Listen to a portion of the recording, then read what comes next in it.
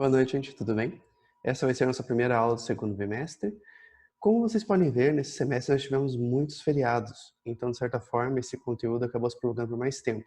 Com o intuito de não prejudicar vocês e não conseguir passar, por exemplo, toda a ementa até o final do curso, por mais que a aula seja à distância presencial, ou seja, como formos proceder nos próximos meses, porque por enquanto ainda está indefinido até o dia 17 de maio, mas até esse dia com certeza vai ser EAD. Então eu fiz esse compilado de toda a matéria de custos, eu diminui um pouco o conteúdo para poder passar ele para vocês em 2 aulas. Não vai ser perdida nenhuma informação realmente importante. Só que agora, como essa disciplina tem um foco mais direcionado para a área de precificação, essa área aqui eu estou focando mais diretamente para essa área de preços, tá? Não na área de gestão contábil de custos. Então, vamos lá. Lembrando, esse conteúdo está sendo passado de uma forma bem rápida. Eu escrevi isso no texto do tópico, mas vale a pena dar uma ressaltada aqui também. Então, muitas coisas não estão expressas por extenso no texto do tópico. Eu muitas vezes coloquei aqui somente um título e vou falar um pouco sobre o assunto. Caso vocês queiram saber mais, tem na parte da biografia do curso. Lá tem os livros, no caso até que eu tirei essas informações que estão aqui. No caso, são informações que, tipo, a seguinte ordem, tópicos, eu peguei bem estruturado como realmente são passados pelos livros. Nessa questão, então, caso precisem saber um pouquinho mais sobre o assunto, ou ver uma abordagem um pouco mais contábil, um pouco diferente do que está aqui, vocês podem utilizar por lá, beleza? Mas caso tenha uma dúvida também, podem me perguntar. Caso queiram saber mais sobre o assunto, me perguntem também. Nós vamos ter nossa live das 8h30 às 9h15, hoje à noite. Então, vocês podem pegar e me questionar sobre qualquer coisa que queiram saber mais ou que tenham tido alguma dúvida na apresentação. A intuito é que vocês todos aprendam realmente essa área para conseguir aplicar nos mais diversos aspectos da vida administrativa. Ok? Então, vamos começar. Vou passar aqui. Vamos. Aplicação de custos indiretos. Aplicação de custos indiretos. Sempre é necessário saber estimativa do volume de produção. Se lembra que a gente pega e dilui os custos indiretos durante todo o volume produzido. Então, você normalmente o custo indireto ele não é um custo necessariamente variável. Então, você está produzindo às vezes bastante e tem aquele custo. Você precisa diluir durante toda a unidade produzida para você saber ali o quanto que realmente custou para fazer aqueles itens, aquele lote de itens. Então, a estimativa do volume de produção é fundamental. Estimativa do valor dos custos indiretos. Então, você tem que saber exatamente quantos são os teus custos. Aqui fala estimativa porque muitas vezes os custos indiretos são difíceis de rastrear.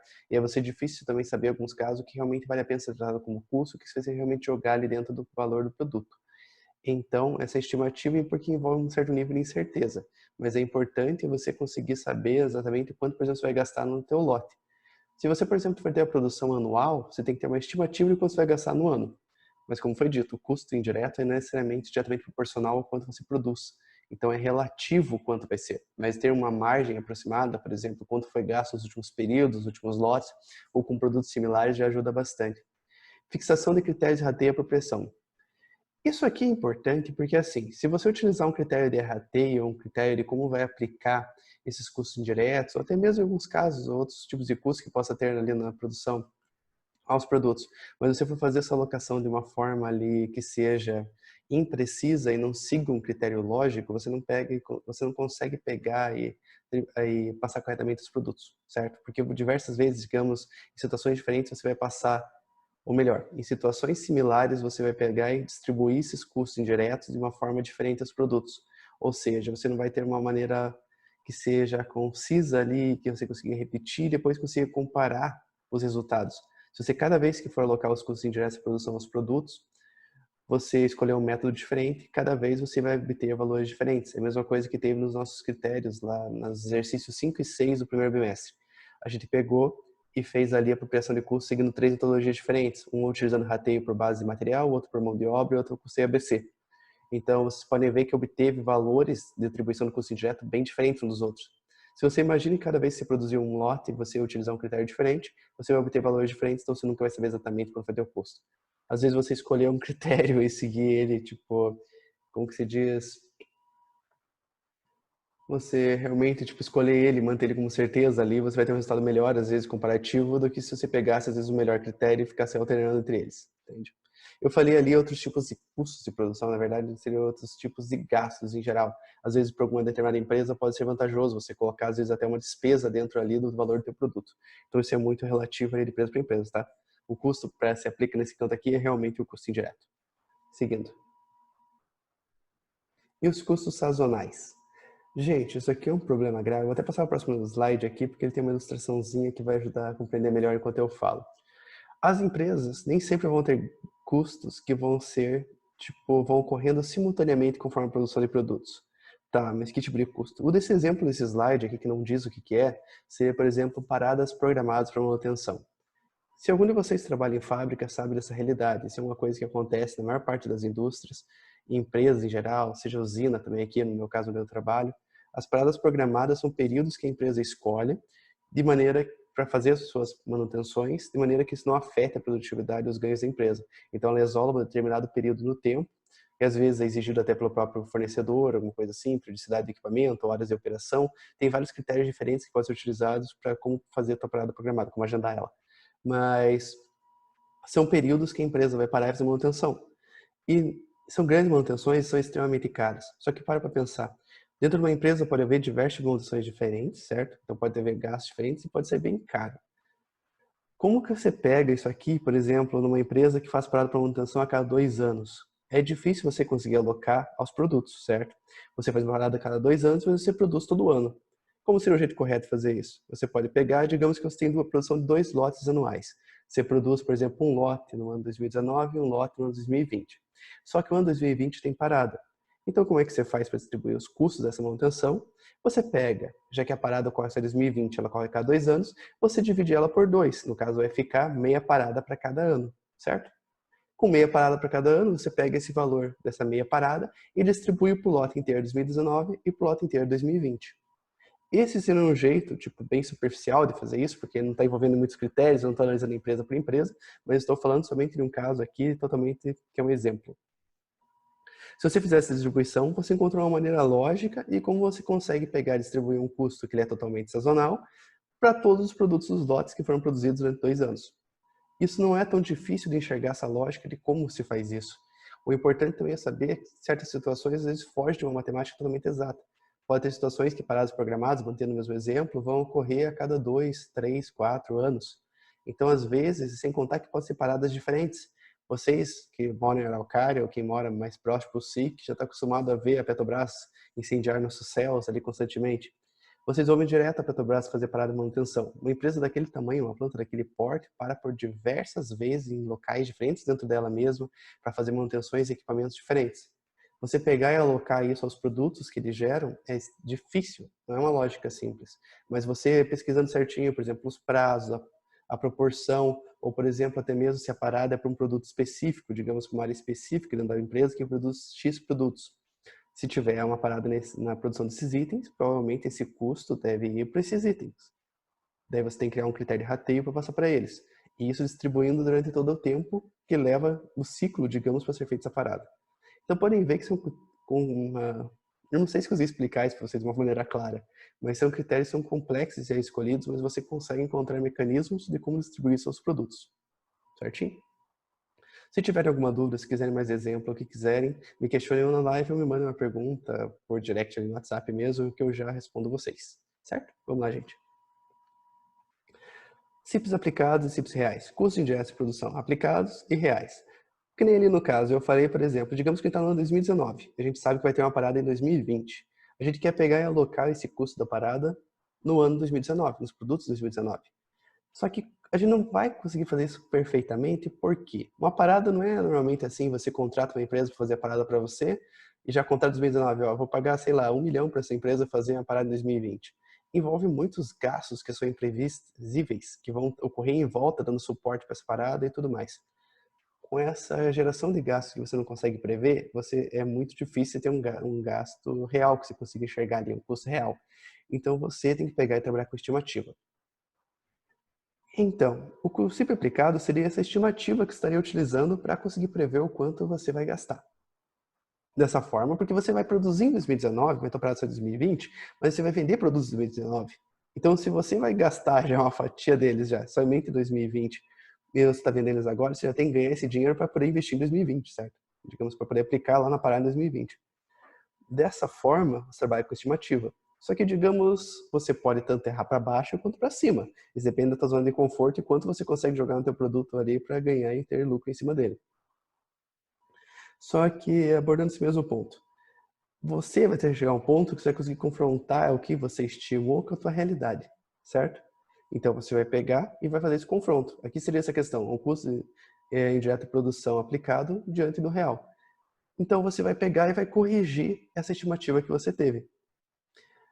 Você muitas vezes pode pegar e jogar esse custo, por exemplo, com custos com vendas, que a empresa vai ter ali, despesas com vendas, e consegue apropriar e corrigir isso na contabilidade da empresa. Se o produto ainda estiver estocado, é mais fácil ainda, você só aumenta o valor do estoque diante do custo real que foi observado. Então tem diversas estratégias que podem utilizar. Como eu disse, eu estou focando aqui principalmente na área de custos para precificação. Então, na parte contábil, daí tem que seguir as regras contábeis e tudo mais. Então, você pode lançar realmente aquilo ali como resultado do período, você pode pegar e pode lançar, que nem eu falei, na questão do estoque, você pode pegar e lançar ele em outros tipos ali de gastos que você vai ter em relação a vendas, com produtos acabados. Então, você tem outras estratégias para fazer. Mas você, uma hora, você tem que confrontar essa realidade, porque muitas vezes, se você for compilando ali estimativa por cima de estimativa, isso é mais fácil acontecer, digamos, numa empresa pequena, que o profissional é autônomo. Se for ficar subindo sobre estimativa, chega um ponto que você está desatualizado e não é o que você realmente está gastando. Então, você tem que pegar e reprecificar teu produto ou serviço. Certinho? Então, o que importa desse slide aqui é que existe um momento onde é feito um confronto daquilo que você estimou nos teus gastos que são futuros com o que realmente foi gasto naquele período. Então, você faz uma correção, essa correção tem que ser contábil, mas também, ao mesmo tempo, tem que ser feita pela gestão dos preços dos produtos, porque se houve grandes variações, correções devem ser feitas. Materiais diretos. Os principais problemas encontrados são avaliação, qual valor atribuir.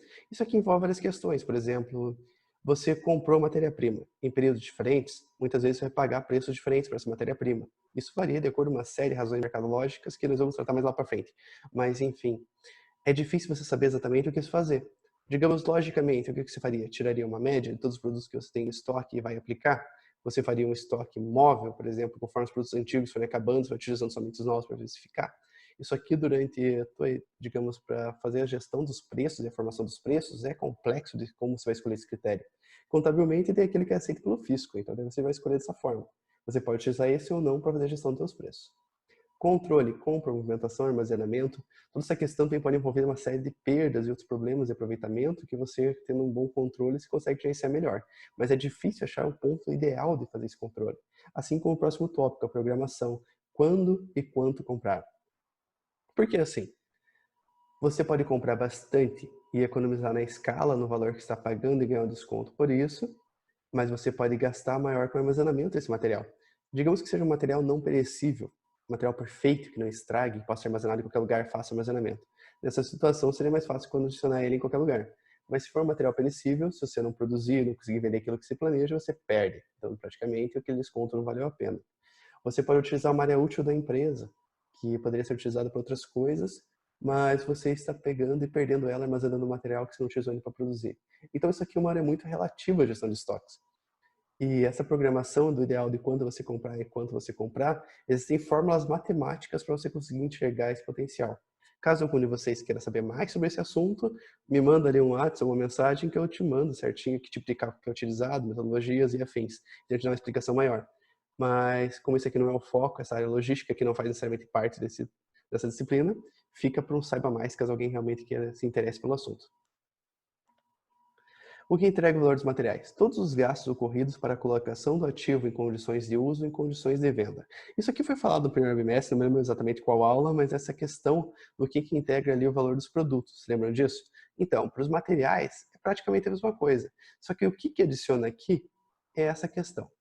Você tem o que gasta em torno dos materiais para armazenar eles também. Então, se você gasta com armazenamento, esse armazenamento entra também nos gastos com esses materiais. Perfeito?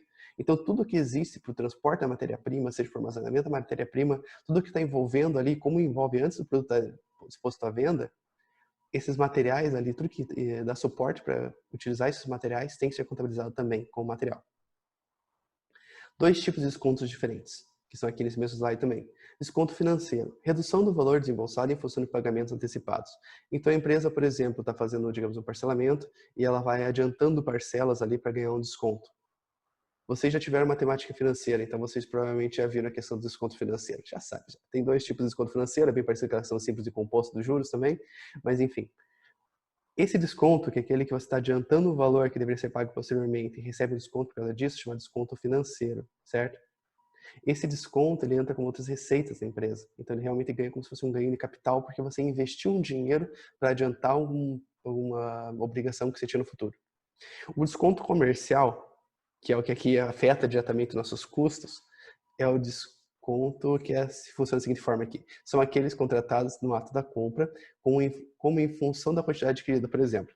Então, esse desconto é aquele que o vendedor te dá, seja aquilo que você negociar com ele. Por exemplo, você vai comprar o produto A, mas se levar também o produto B, você vai ganhar um desconto no produto A ou no produto B e afins.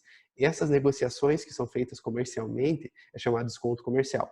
Isso aqui vai afetar diretamente o valor do material que você está utilizando. Então, se o produto custava 10 e ganhou um desconto comercial de R$1 e passou a custar 9, o valor que você vai contabilizar no teu produto ou no teu estoque vai ser 9. Diferente do desconto financeiro. O desconto financeiro, esse ganho de R$1 não vai ser abatido do produto. O produto continuaria custando ali no seu material R$10, mas esse R$1 entraria como outra receita para o negócio. Beleza. Eu acho que isso aqui não é muito complexo, eu acho que eu consegui deixar isso aqui claro, mas existe a diferença. Então, desconto financeiro, o valor que você ganhar ali no desconto vai entrar como receita para a empresa. O desconto comercial, ele vai baratear o custo do material utilizado. Certinho? Vamos lá. Dúvidas, se lembrem, entrem em contato comigo. Não fiquem guardando elas para vocês, não deixem elas para o futuro. Vocês têm um questionário para fazer, obviamente, e o questionário pode envolver qualquer um desses assuntos que estão aqui nos slides, até coisas que eu somente estou falando. Então, se tiver alguma dúvida no questionário também, me contate. Se você não viu esse vídeo, sinto muito porque você não está ouvindo essa explicação e muita coisa que é útil, mas cada um com suas metodologias. Prosseguindo. Preço médio ponderado fixo. Preço médio ponderado móvel.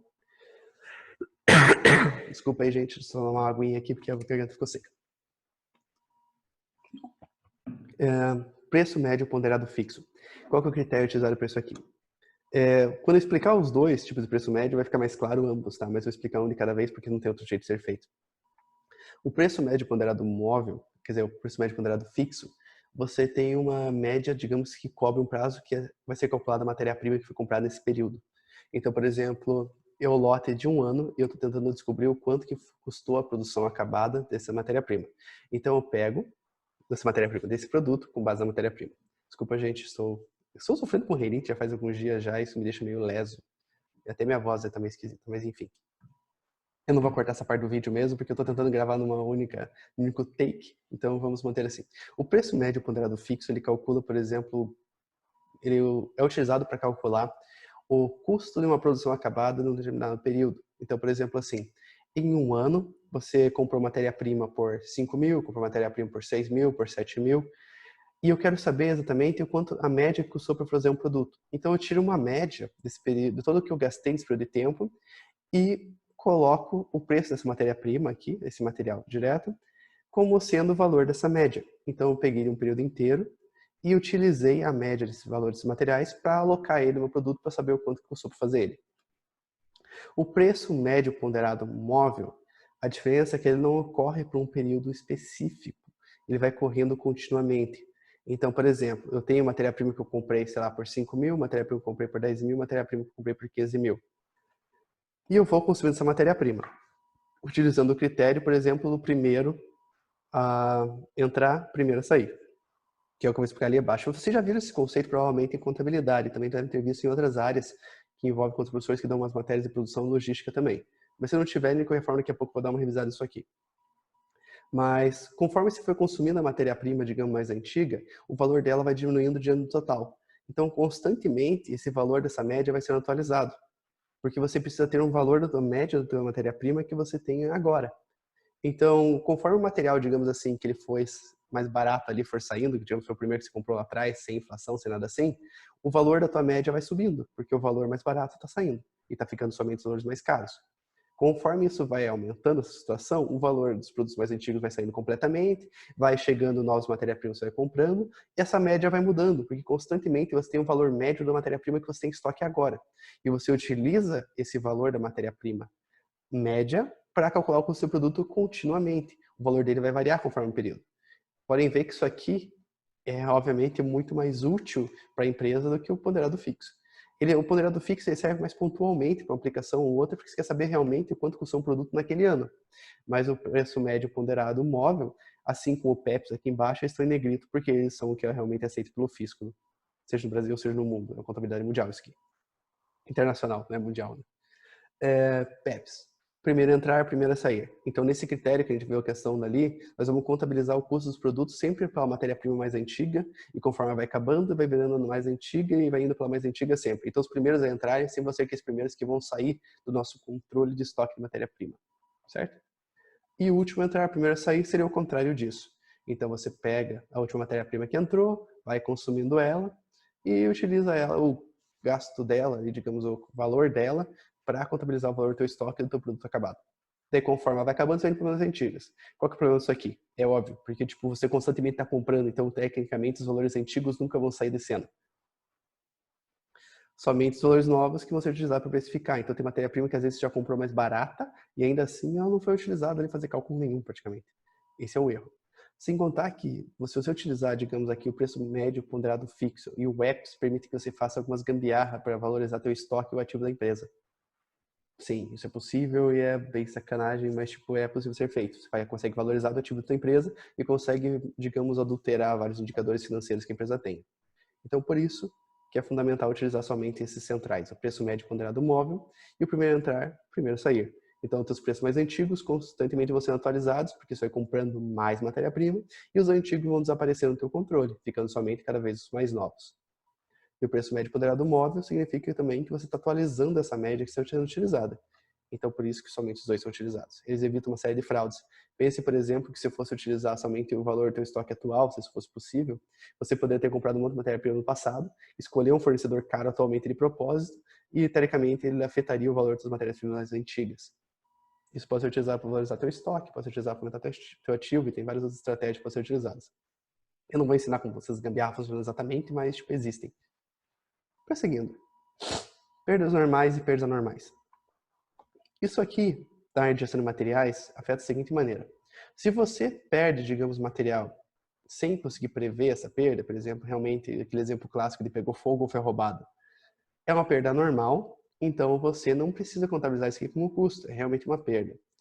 Só que digamos que você realmente na fabricação de alguma coisa, tipo você, sei lá, qualquer coisa mesmo, você fabrica materiais metálicos, você fabrica material de construção, você, sei lá, corta tijolo, digamos assim, que você precisa, tua empresa ela realmente faz isso, ela trabalha cortando tijolos ao meio. Digamos que a cada, sei lá, 5 tijolos, você quebra, vai cortar ele ao meio e espatifa o tijolo inteiro. Teoricamente, como tem uma lógica estatística da frequência que isso ocorre, ela seria considerada uma perda normal. Você consegue prever a quantidade que você mais ou menos perde, digamos, na produção de 1.000 unidades. Essa perda normal, ela teoricamente não é uma perda, ela é um custo, porque é uma condicionante daquela atividade que continuamente você perde esse material, certo? Você tem uma perda de matéria-prima ali. Então essa perda seria considerada normal, portanto ela é um custo, diferente da perda anormal, que ela seria realmente uma perda para ser tratada na contabilidade. Isso aqui não é muito complexo, acho que conseguiu ficar bem claro. Mas se tiverem dúvidas, me contatem, principalmente sobre esses slides, que no caso só tem realmente os tópicos e eu estou comentando eles. Se eu tivesse feito texto, isso aqui ia ficar imensamente mais longo. Então a ideia é que, por exemplo, assim, por mais que eu não cobre isso aqui numa avaliação ou nem nada, mas se você tiver interesse nessa parte de gestão de custos e preços, isso aqui é muito útil você pelo menos conhecer esse conceito para futuramente poder explorar de uma outra forma. Então, se quiserem saber mais, me perguntem, que até posso fornecer mais informações para vocês. Mas eu estou abordando isso de forma sucinta para conseguir prosseguir isso aqui de uma maneira mais rápida e precisa. Inflação. A inflação é um problema sério, porque, quem foi falado aqui, o preço da matéria-prima, do material direto, ela varia continuamente. Então, fica difícil você realmente conseguir prever o quanto você vai gastar num período futuro. Isso aqui no período atual é uma coisa que, tipo, é mais fácil de conseguir lidar, mas no período futuro, que se trabalha com estimativas, é bem complexo. Então, o que o pessoal faz para controlar isso aqui? Como não vou falar muito, esse exemplo acho que já ajuda bastante. Para você controlar a precificação, muitas vezes você trata a matéria-prima, ou quanto custa para você fabricar um produto, às vezes uma moeda que seja mais estável. Isso facilita alguns tipos de cálculos e grandes variações periódicas. Por exemplo, você controlar teu estoque de material em dólar, por exemplo, já evita muito mais você ter que ficar lidando com variações de inflação para calcular o preço do produto. Porque às vezes existem situações que o valor do produto fica subindo e descendo continuamente. É fácil ver isso agora no mercado em valor de crise, porque até o papel higiênico está subindo de preço. Mas vocês podem ver, por exemplo, leite. Leite é uma coisa que continuamente fica variando. Varia. Mas teoricamente ele varia dentro de uma média. Então, você pode utilizar, às vezes, para precificar teu produto utilizando essa média. Se, obviamente, o valor do custo da matéria-prima não for imensamente impactante dentro do valor do preço do teu produto. Se o teu produto praticamente só é feito com leite, se o leite variou, o preço do produto vai variar também. Mas se for uma matéria-prima que representa uma proporção pequena dentro da produção dele, você pega e consegue pegar e mascarar isso aí, porque a inflação acaba sendo, digamos, distribuída entre todas as matérias-primas utilizadas. Espero que isso faça sentido para vocês. Mas é essa a questão. Às vezes vale a pena você tipo, absorver uma parte do custo para não ficar gerando muita variação no preço do produto. Normalmente o consumidor acaba se afastando de coisa. Então, o que varia são muitas commodities que a gente realmente precisa para sobreviver. Outras coisas que ficam variando muito, as pessoas acabam buscando bens substitutos para trocar. Então, é complicado ficar variando muito o preço do produto. Mão de obra.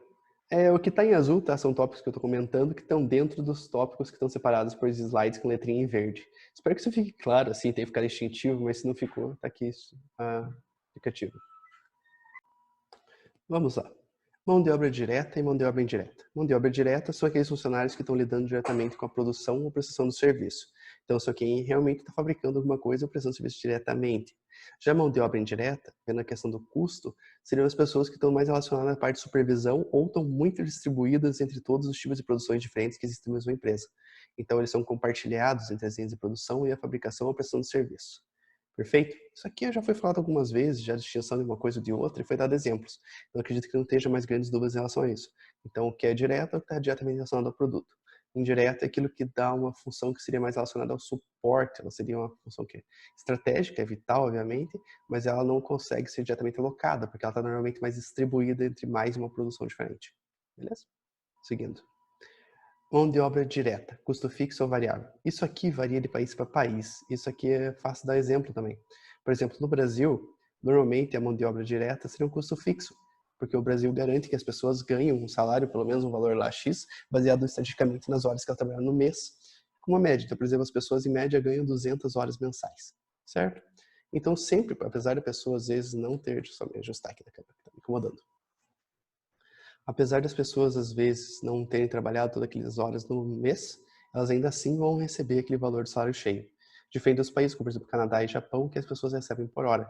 Então, se tiver um feriado, a pessoa não trabalha, mas a pessoa não recebe pela mão de obra que ela teria prestado naquele dia.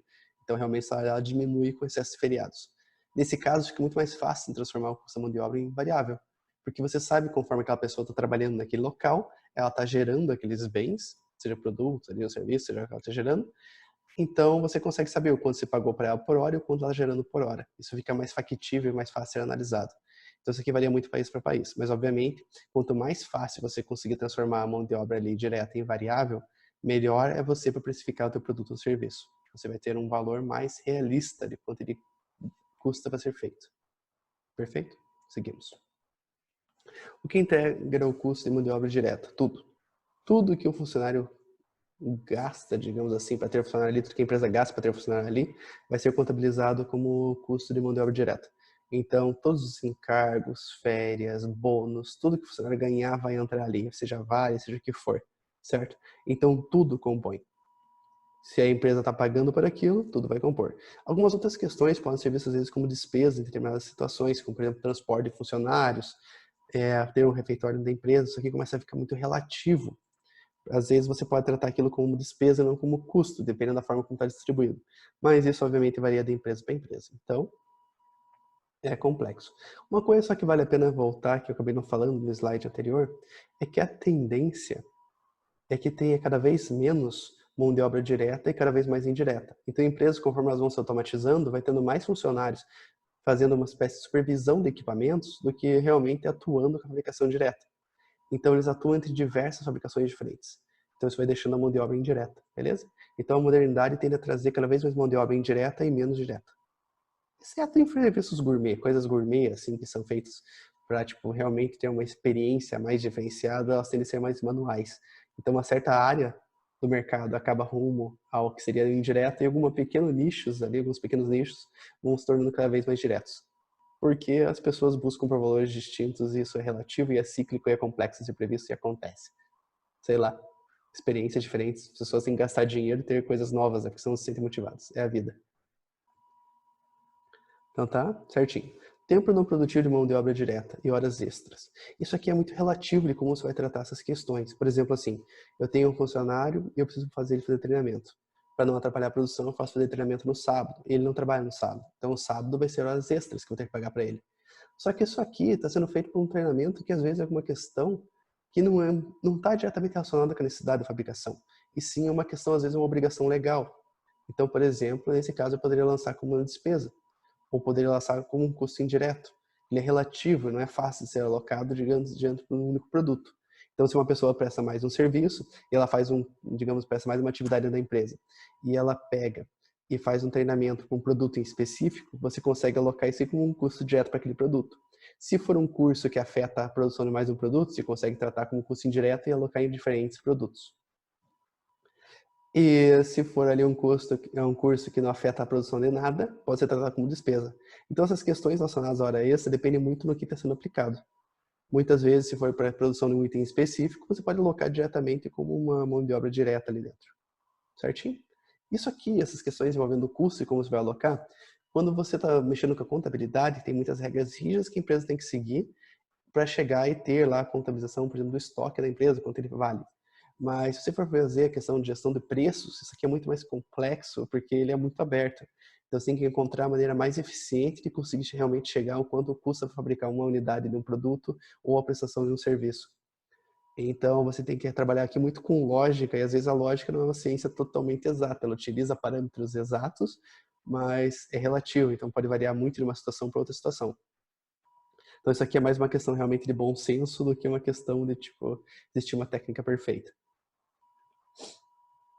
Custeio de ordens e encomendas. Produção por ordem ou produção contínua. O que é um e o que é outro? Produção contínua, vamos primeiro aqui pelo segundo. A produção contínua é quando se fabrica um bem continuamente. Ele normalmente vai ser um bem igual que você vai fabricar em larga escala. Então, por exemplo, você fabrica, sei lá, televisores. Falei isso porque eu vi um televisor agora aqui. Você está fabricando televisores continuamente. Então, você, tipo, produz televisores, você não tem ninguém necessariamente que já comprou esses televisores. Você está fabricando e planeja vendê-los. Então, você produz um produto igual continuamente para vendê-los e sem uma demanda específica e vai pretender fazer isso aqui por longos ciclos de fabricação e fabricação.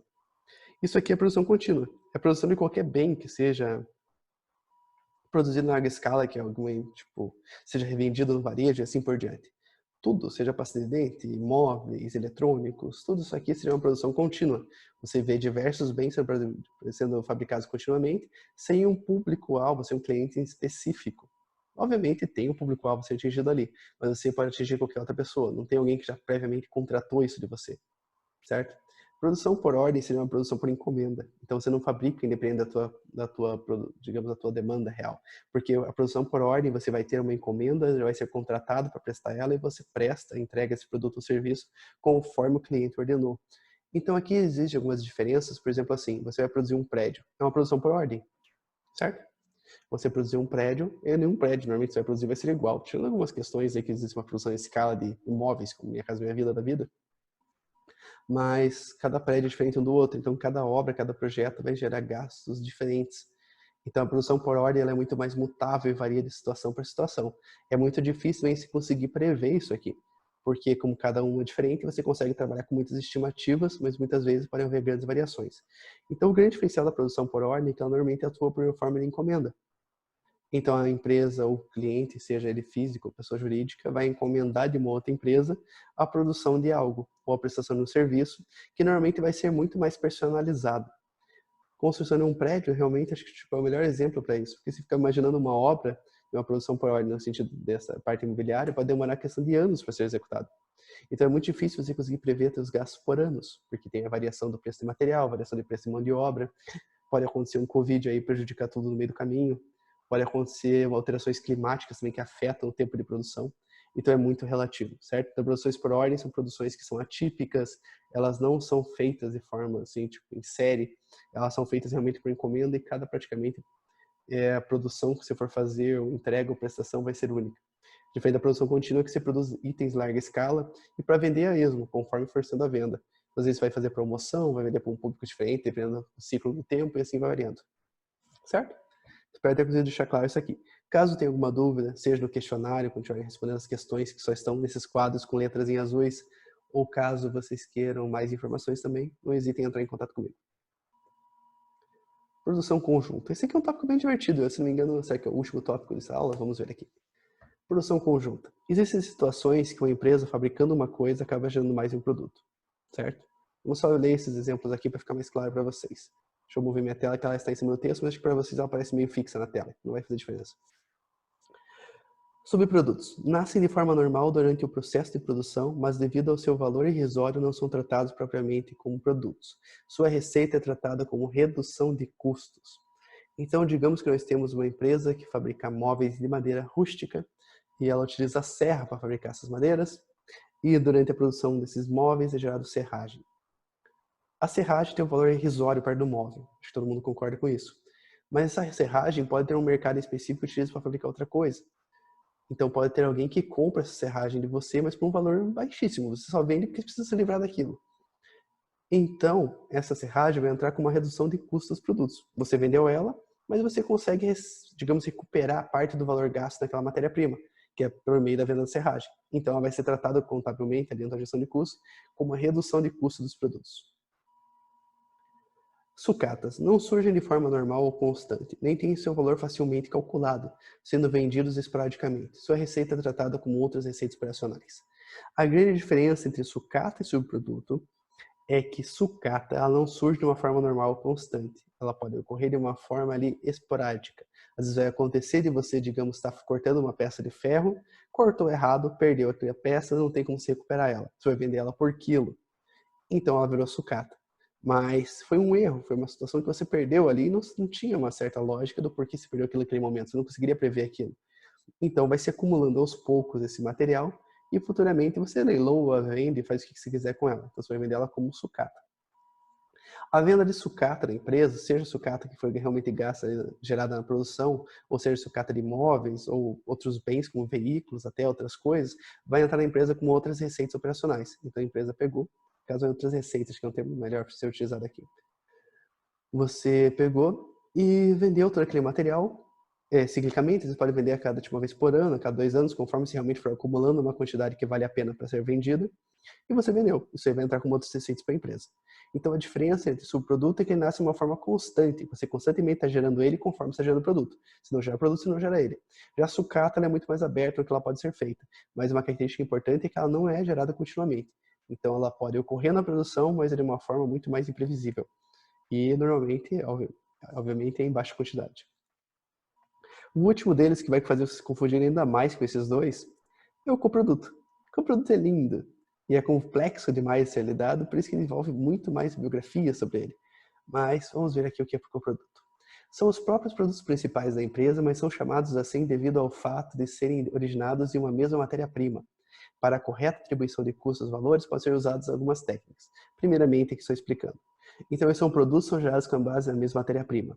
Eu tenho 2 exemplos clássicos para ser utilizado nisso aqui, que são bem complexos, mas, são fáceis de ser entendidos, assim, diante dos outros dois. Por exemplo, a Petrobras mesmo, ela gera diversos produtos diferentes com base em petróleo, certo? Então, ela consegue gerar outros produtos com base em uma única matéria-prima. No caso, todos os produtos que são derivados de petróleo seriam considerados coprodutos. Não sei se sou à direita aqui no microfone, mas enfim, não é uma lógica muito complexa de entender. Então são produtos do core business da empresa. A empresa realmente, fabrica isso aqui, o negócio existe por causa dessa produção aqui. E a empresa consegue gerar vários produtos diferentes com a mesma matéria-prima. Outro exemplo diferente do petróleo, uma vaca. Digamos, uma empresa que cria vacas para vender, ela gera diversos tipos de materiais dentro da vaca. Cada tipo de carne que é vendido da vaca é um produto, certo? Você criou uma vaca, você deu capim para ela, você deu vacina para ela, você tratou ela. Eu sou vegetariano, gente, para mim falar esse tipo de exemplo assim é até irônico, se for para pensar. Mas você tratou a vaca e aí, quando você matou a vaca, você gerou diversos produtos diferentes com os materiais internos da vaca. E você só fez um único processo produtivo que foi criar a vaca para gerar todos esses produtos diferentes. E é difícil você precificar isso aqui. O mais comum é esse primeiro aqui da lista, que é o método de valor do mercado. Então, você vai pegar e vai precificar a carne da vaca que seja mais cara, que o mercado aceite pagar mais. Eu, sinceramente, não conheço qualquer carne que se paga mais, mas tipo, que seja picanha, sei lá, mignon, baby beef, algumas dessas carnes aí que é gerado do mesmo processo produtivo de criação de vacas, você vai pegar e vender ele mais caro. Às vezes também pode estar relacionado à questão de volume produzido. Então, tipo, um pedaço da carne que seja menor na proporção total, teoricamente ele vai custar mais caro. Então, o método do volume produzido está relacionado a isso. Então, se você produz muita coisa ali que tipo não, o pessoal não gosta, certo? E uma pequena quantidade de alguma coisa que o pessoal adora, essa pequena quantidade vai ser bem mais cara.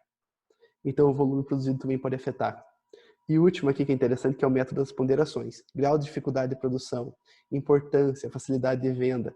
Podem ver que todos eles são relacionados a essa mesma lógica, que seria o quanto realmente existe uma demanda para aquilo. Então, as coisas que teoricamente o povo quer mais e são produzidas menos, você vende por mais caro. Que no caso do petróleo, às vezes é a gasolina. Então, você pode produzir outros tipos de gomas, pode ser utilizado até a fabricação de chicletes. Mas a gasolina, o pessoal quer mais, o pessoal gasta mais gasolina. Então, a gasolina tem que ser cobrada mais caro do que os chicletes. Se bem que se fizer uma lógica na proporção de tamanho, é difícil saber exatamente qual que é o mais caro. Mas enfim, um produto bem mais elaborado ali e tudo mais, então é muito mais relativo. Mas pense que quando você está produzindo vários produtos com a mesma matéria-prima, o que realmente o mercado quer pagar mais é o que você vai cobrar mais caro e, consequentemente, vai levar mais parte dos custos de produção daquilo. Certo? Então, é isso aí. Só relembrando, porque isso aqui normalmente nas minhas turmas é onde tem o maior número de confusão. Subproduto é feito continuamente, não faz parte do core business da empresa, não é o negócio principal dela, mas ela também pode vender isso aqui continuamente, porque conforme ela está produzindo, ela está gerando. Então ela vende isso aqui e utiliza isso aqui para fazer redução dos custos da sua produção.